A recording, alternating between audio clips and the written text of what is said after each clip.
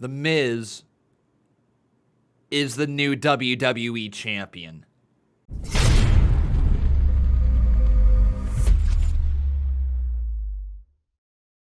Ladies and gentlemen, welcome here to the WFR for Elimination Chamber 2021. I'm Conman167, and if you've never been here before and you don't know what a WFR is, well, it's a wrestling fan reaction. So let's get into it. So to kick off the show, we had ourselves a fatal four-way match between John Morrison, Ricochet, Elias, and Mustafa Ali. This match was pretty good, but there was a reason why it was going on. Keith Lee was originally set to be in this match, and for whatever reason, whether it's injury or backstage politics, who knows, Keith Lee was pulled from this match, and we needed somebody to step in for Keith Lee in the triple threat. Cue Johnny Mo! John Morrison. John Morrison picked up the win in this fatal four-way match, in which I honestly thought was a good call. John Morrison is one of those individuals who can put on a great match with nearly anybody, and anytime he steps inside the ring, you kind of pay attention. So it made sense for John Morrison to get the rub in this match, but it also would make sense for John Morrison to be the man who eats the pinfall, either be it to Bobby Lashley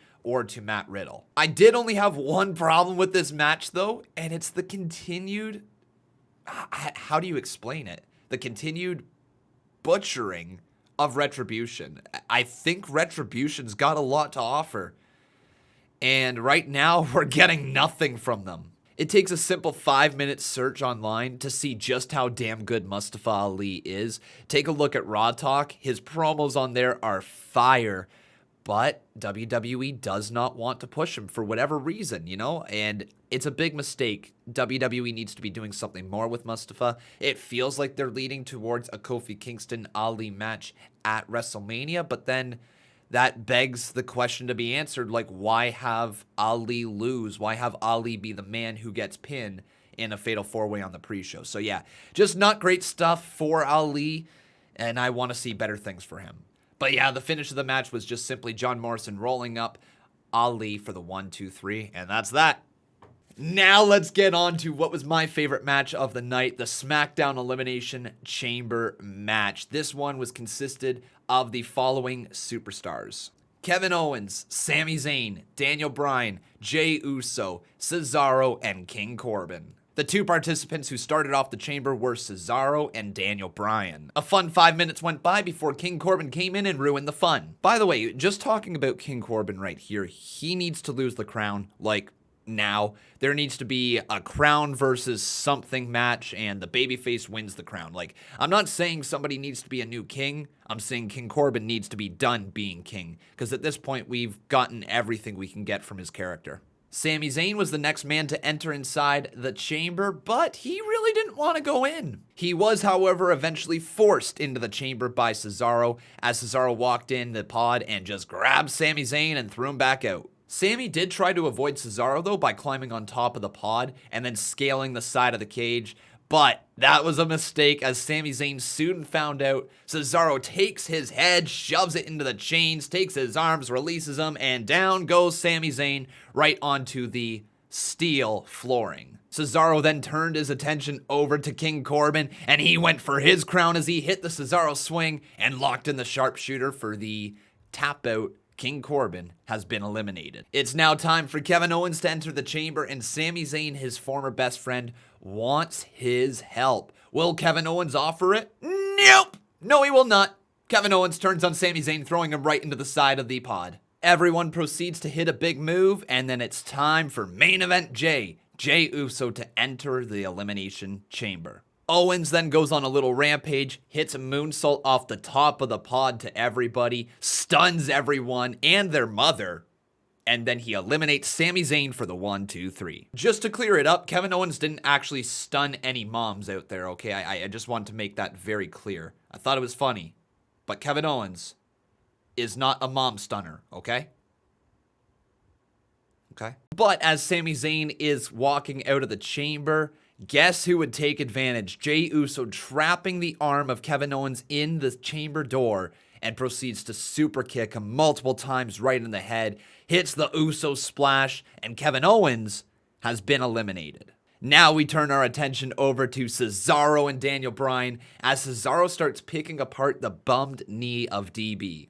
He continues to target the limb and proceeds to hit the Cesaro swing with only one of Daniel Bryan's legs. It was absolutely incredible, but however, that would be the end of Cesaro. As he swings Daniel Bryan around, big old super kick on the jaw. That kind of hurt. I'm never doing that again. But he super kicked Cesaro right on the jaw. Jey Uso eliminates the Swiss Superman. That brings us to our final two, Jey Uso and Daniel Bryan. Jey Uso decided he needed to hit the splash on Daniel Bryan to pick up the win and proceeded to scale to the top of the pod.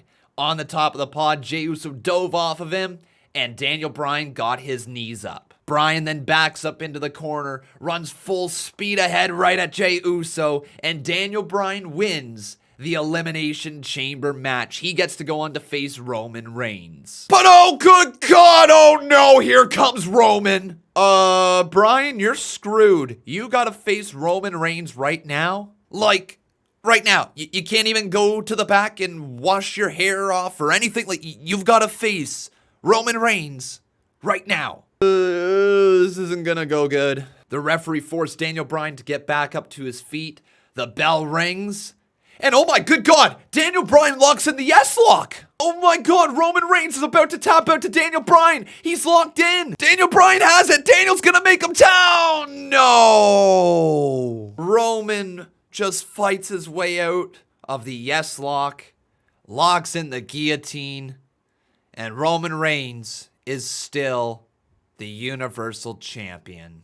Oh, man, what a segment. Seriously, what a match from the very start of the Elimination Chamber all the way to Roman Reigns facing off against Daniel Bryan. Just truly amazing. What a great segment. And as we are done, we're left questioning ourselves, is Edge going to pick Roman Reigns to face at WrestleMania? Spear!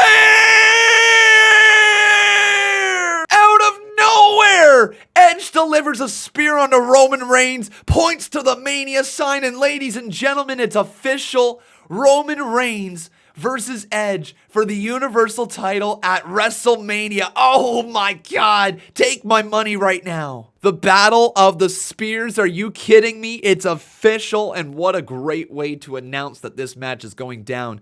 This felt literally like it could have been the end of the pay-per-view, and well, it's only the start of the pay-per-view. It was such a good start. Man, it set the tone for the night. But let's get on to the next match now, which happens to be a triple threat match for the United States title. Bobby Lashley puts his title on the line against Riddle and John Morrison, who won that fatal four-way earlier in the night. This match was solid right from the start. It's not going to be a match anybody goes back and watches time and time again, but it was a solid match. And when you have that much talent in the ring that you do in this match, like, it's impossible for it to be actually a bad match. Well, not impossible, but it was not a bad match this time. I do think that it wasn't anything spectacular, though. Things started to pick up in the match when John Morrison and Riddle actually decided to team together to try to take out Bobby Lashley. But Lashley is such a beast that even that wasn't enough. Lashley literally kicked out of the Starship Pain and the Floating Bro back-to-back. Like, incredible booking for Bobby Lashley. But by the end of the match, Lashley locked in the Hurt Lock on John Morrison. However, Riddle, the little thinker he is, uses the crutch of MVP on Bobby Lashley to essentially render him useless, and then proceeds to hit the Bro Derek on John Morrison. And ladies and gentlemen, we've got ourselves a brand new United States champion. Truly great booking all around. Like, Bobby Lashley still looks like a beast. You got Riddle his first title, and John Morrison was there to take the fall. Great booking from WWE, and this match, you know, not anything fantastic, but a really well-told story. Now, unfortunately, there was one kind of stinker on the card, and it's not because the match itself was bad, but it just didn't have a good feel to it, did it? I'm talking about Nia Jax and Shayna Baszler versus Bianca Belair and Sasha Banks. Yeah. Like, it's not like there was anything wrong with it, but there wasn't anything really good with it either. And I think the worst part being is that the women's champion of SmackDown, Sasha Banks, lost, but she also lost just because of a very minor distraction. Like, it made the champion, Sasha Banks, look a little weak. It was a random and slightly underwhelming end to the match. I see no reason in truly needing the women's champion to lose on the build to WrestleMania, especially when there wasn't any storyline development with Sasha Banks and Bianca Belair's story. Like, nothing. And like, I'm sure we're going to get more storyline development out of this. Something's going to happen out of it. But like, it just felt like there was more needed, right? This match fell flat. Anyways, absolutely the right call, though, keeping the titles on Nia Jax and Shayna Baszler. They got some matches coming up. They've got Lana and Naomi, and they've got Dakota Kai and Raquel Gonzalez. So makes absolute sense keeping the titles on them. Banks and Belair do not need it, but still, it was just a little bit of a flat match. The WWE Championship Elimination Chamber match is our main event, and it consists of Drew McIntyre, Randy Orton, Jeff Hardy, AJ Styles, Sheamus, and Kofi Kingston. Starting off the chamber was Jeff Hardy and Randy Orton, a little bit of a throwback to their previous rivalries. Drew McIntyre was next in the chamber, and at number 3, he's got a pretty large hill to climb. Drew obviously not over his rivalry with Randy Orton because he made a beeline right for the Viper. And then Kofi Kingston was next in, and of course, also Kofi Kingston went right after Randy Orton. Randy Orton isn't really liked, is he? Kofi Kingston proceeded to kick his head off and deliver the pinfall for the 1, 2, 3. Kofi Kingston eliminates Randy Orton. So right after Kingston eliminates Randy Orton, we got a lot of things that go on. So first up, Omos rips the plexiglass backing of the pod of AJ Styles right off. AJ Styles now can literally leave the chamber and go all the way around and enter the chamber. Again, very cool spot. Randy Orton then proceeds to hit an RKO on Kofi Kingston and Jeff Hardy, essentially rendering them both useless. Orton leaves the chamber and AJ Styles enters the chamber. But here was a little bit of a weird spot. So you guys know how I'm a little bit more of a stickler for the rules, right? I like rules in wrestling. I like to know what the rules of a match are, and I want the performers to follow those rules, and more importantly, I want the referees to enforce those rules. It's what makes it feel a little bit more like a sport to me, and it makes it feel a little bit less like sports entertainment. You know, if a referee is truly enforcing rules of a match, and the competitors, you know, have to listen to the referee. Anyways, what I'm getting at here is AJ Styles, when he entered the chamber, he entered, but he wasn't technically in the chamber yet. His name wasn't called, the lights didn't flash over top of his pod, nothing like that, right? All Omos did was rip the backing of his pod off, and Styles entered the chamber. So, in my mind, Styles shouldn't be a legal participant in the chamber yet. I feel like AJ Styles could literally wreak havoc, he could beat people up, but I would have liked to see the referee refuse to call for a count of 3. I would have loved to see AJ Styles try to go to eliminate Jeff Hardy or try to eliminate Kofi Kingston, and the referee refused to count to 3 until AJ Styles' pod was actually called. That would have been a cool part to the match, but hey, you know, we can't always have everything that we want. I just think it was a little bit weird because he wasn't technically in the match yet he could go for pinfalls right away. Anyways, Omos is ejected from ringside, and Sheamus is now officially the final entrant into the chamber. Sheamus says bye-bye to Kofi Kingston as he hits the brogue kick. 1, 2, 3, Kofi Kingston and Kofi Mania are done. Jeff Hardy then proceeds to climb to the top of the pod, the little daredevil jumps off of it, hits the Whisper in the Wind on Drew McIntyre and Sheamus, and Jeff Hardy is in a good position. Hardy climbs back up to the top rope and proceeds to hit the Swanton Bomb on AJ Styles. It looks like Styles is about to be eliminated, and then boom! Oh, good God. Claymore boot to the face of Hardy, and Jeff Hardy is officially out of the Elimination Chamber. Sheamus and Styles then decided to try to team up against Drew McIntyre, but that only lasted for a little bit before Sheamus turned on AJ Styles. Sheamus then proceeds to hit the brogue kick on Drew McIntyre, but before he knew it, AJ Styles comes flying off the top rope, big old phenomenal forearm to the face, and Sheamus has been eliminated by AJ Styles. Styles then decides that it's time to go back to the well, steps outside of the ring, ready to load up the phenomenal forearm, jumps off the top rope, and then a Claymore boot out of nowhere. Drew McIntyre retains the WWE Championship, and what a fight it was. What a great showing for the WWE Champion. And it looks like Drew McIntyre is going to go to WrestleMania with the WWE Championship, looking like $1,000,000, looking like a star. And oh my God, it's Bobby Lashley! Bobby Lashley just starts beating up Drew McIntyre. Locks in the Hurt Lock. What is this? We saw MVP talking to The Miz earlier in the night. No, what's going on? No, don't tell me. Don't tell me. Don't tell me. Awesome. You guys like my Miz impression? It's The Miz! Mr. Money in the Bank is coming down to the ring, and oh my good God, we're gonna see a new WWE champion. Drew McIntyre is out cold. There's no way The Miz is gonna win the championship. Miz hits a running knee, hits a DDT, goes for the pinfall. 1, 2, oh, thank goodness Drew kicks out. Drew is still in this thing. Drew is still groggy though. Miz is waiting for it. Miz is looking to hit his finishing move. Drew's back up to his feet. Don't tell me, please, no. Miz, skull-crushing finale. 1, 2. We have a new WWE champion. And right there, that reaction that I just tried to give you guys is nothing like my actual reaction. Take a look at my reaction last night. The skull-crushing finale. He's got it locked in. No! No, no, no, no, no! 1, 2.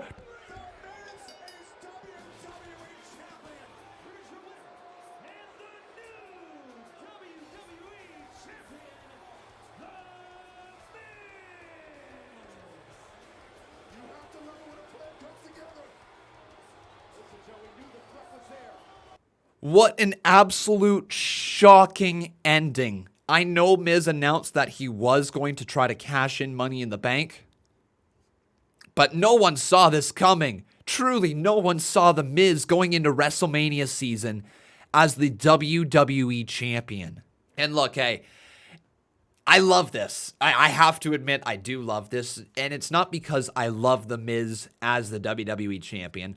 It's not because I think the storyline is the best thing ever told. I do think, though, it's good because WWE is trying something different. They're trying to just do something that is going to capture our attention. Like, there's no way The Miz is going to remain WWE champion for too long. Like, I bet you Bobby Lashley is WWE champion before we know it. But still, it was a really cool finish to the pay-per-view, and I thought it wrapped up the whole show very nicely. When I was watching it live, I did give it a 9.5 out of 10 rating. I watched it back here today, and I do believe 9.5 is a little on the high side. I do believe a final rating of 8.5 out of 10, though, more accurately represents this show.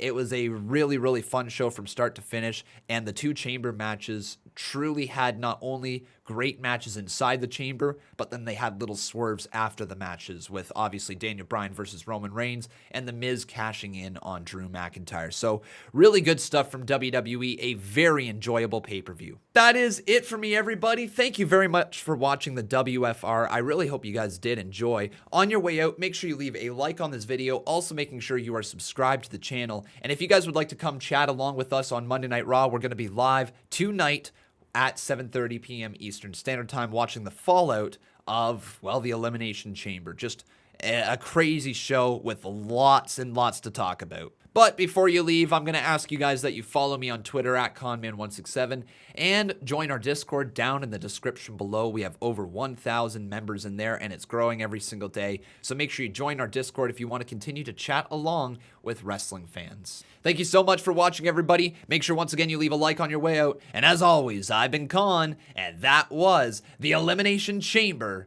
WFR.